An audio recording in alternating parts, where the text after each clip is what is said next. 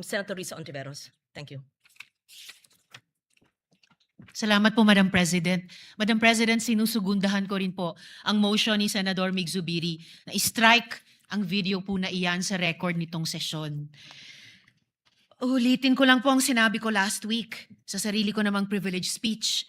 Ganito na ba kababa ang inaabot ng politika sa Pilipinas? Na hanggang dito sa floor ay magbabatuhan tayo ng putik.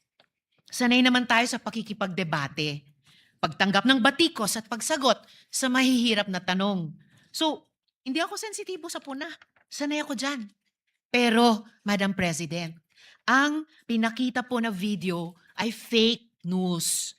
Hindi ko yan pwedeng hayaan kasama ng ating mga kasama na andyan na lang unchallenged.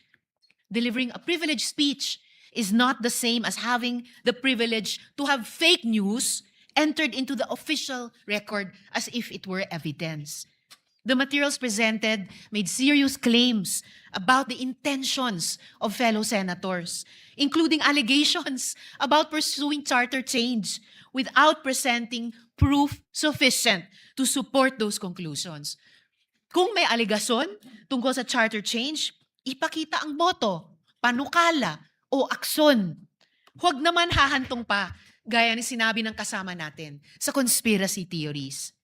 Dear colleagues, we can argue hard without lowering the dignity of this chamber.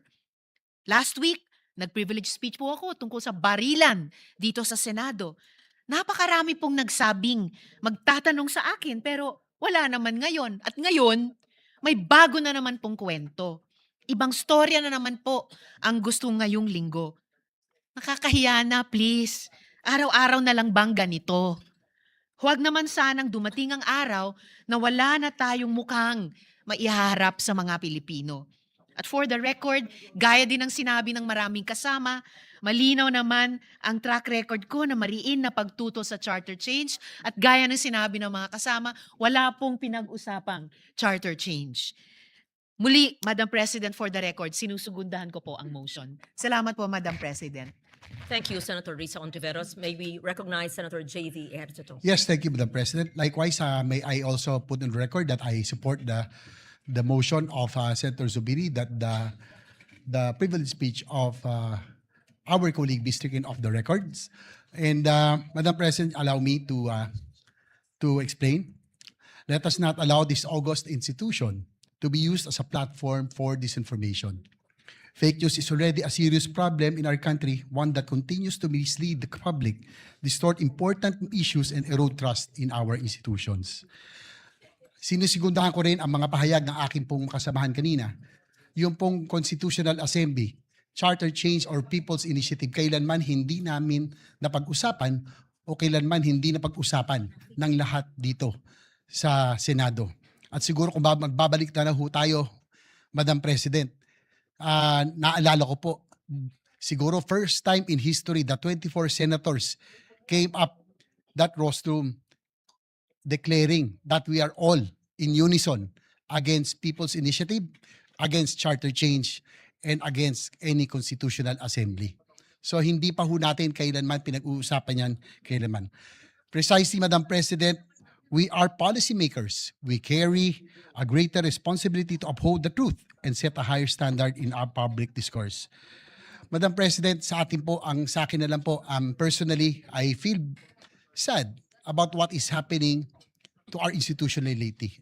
And I guess all of us has that duty on what we have to do to bring back that trust, that dignity, this institution has always been remembered. Ibalik natin dapat ang tiwala ng taong bayan sa Senado. Hindi dapat dagdagan na ito po ay malugmok pa.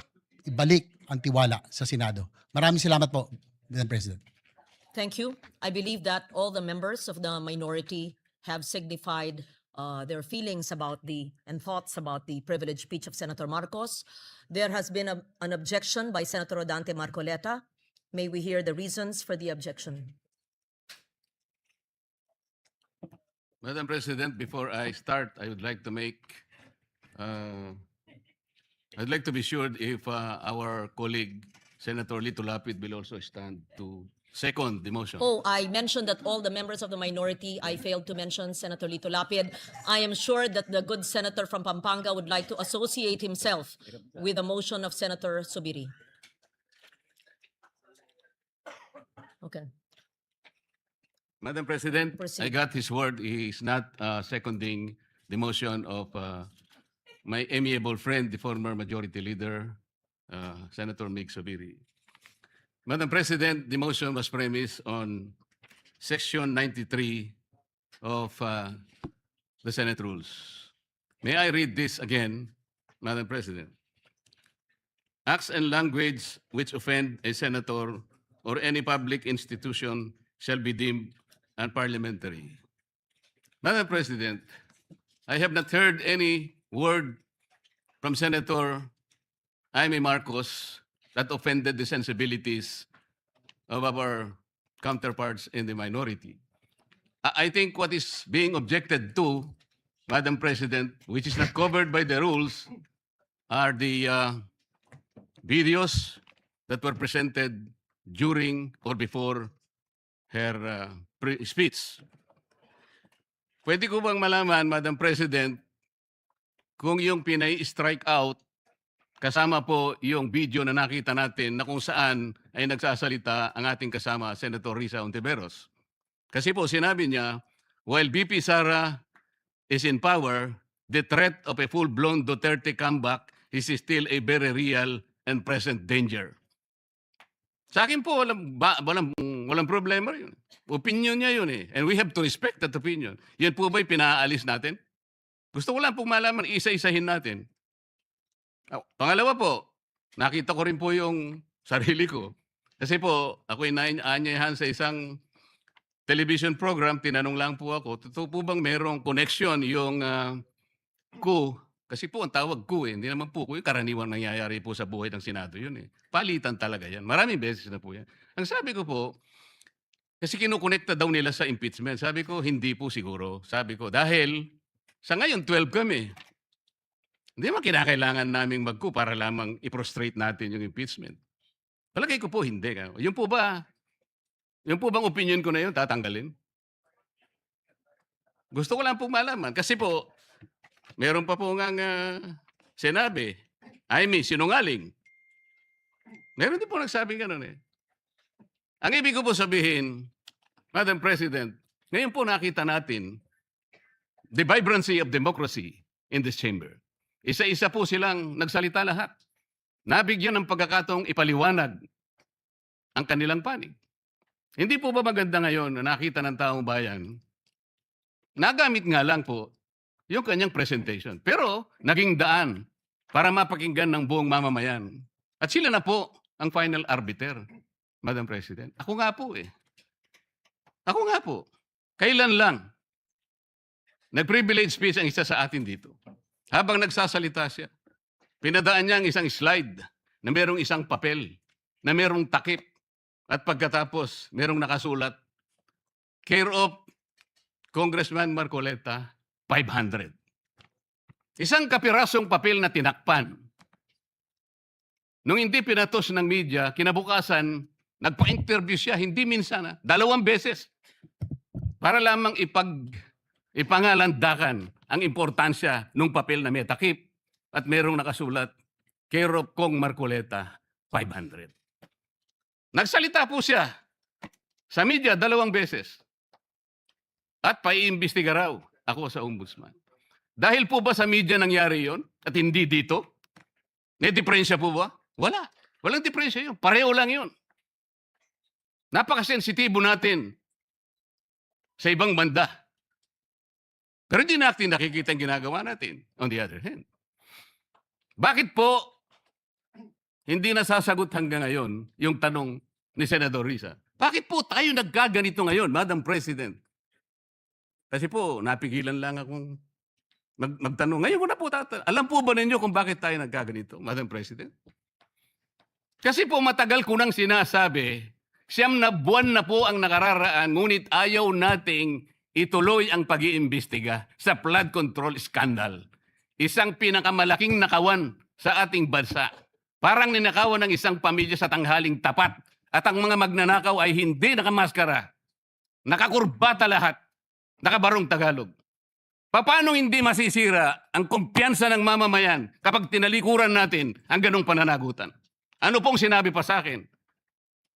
Imbes na sagutin nila yung privilege speech ko noon, nasa pamimilit ko na, ito pong tungkulin natin eh. Naging PNP chief kayo.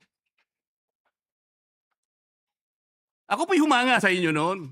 Hindi ko na ikukwento yung lahat ng ito. Bakit gayon? Bakit hindi natin gawin lahat yon? Alang-alang sa interes ng bayan.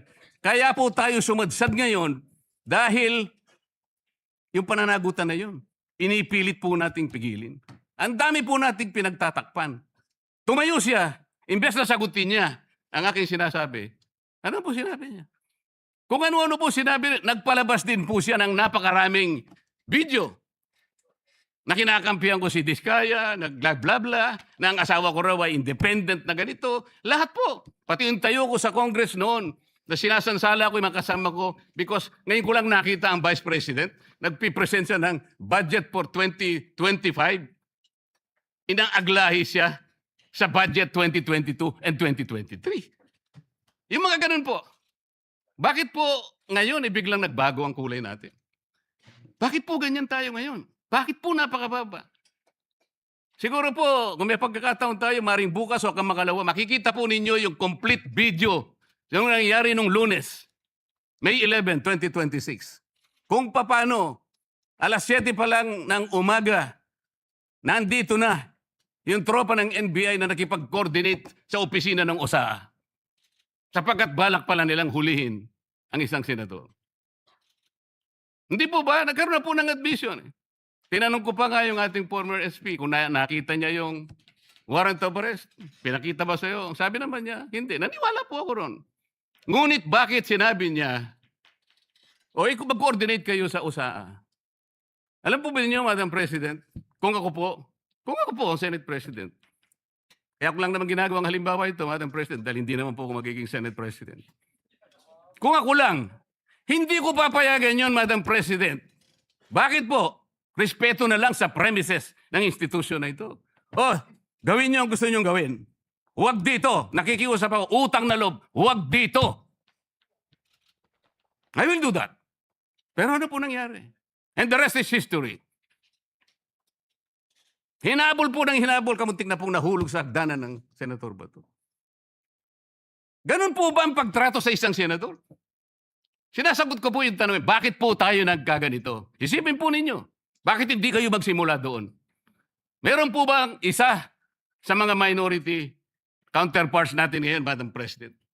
Meron po bang isa na sumama sa akin nung ako'y nagsasalita na parang si John the Baptist, ako na lang ang isang nagsasalita.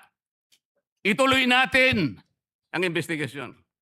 Meron po ba silang lakas ng loob na samahan ako? Madam President? Wala po. That's why I'm objecting to the motion. Wag po tayong balat sibuyas. Wag po tayong balat sibuyas. Salamat po, Madam President.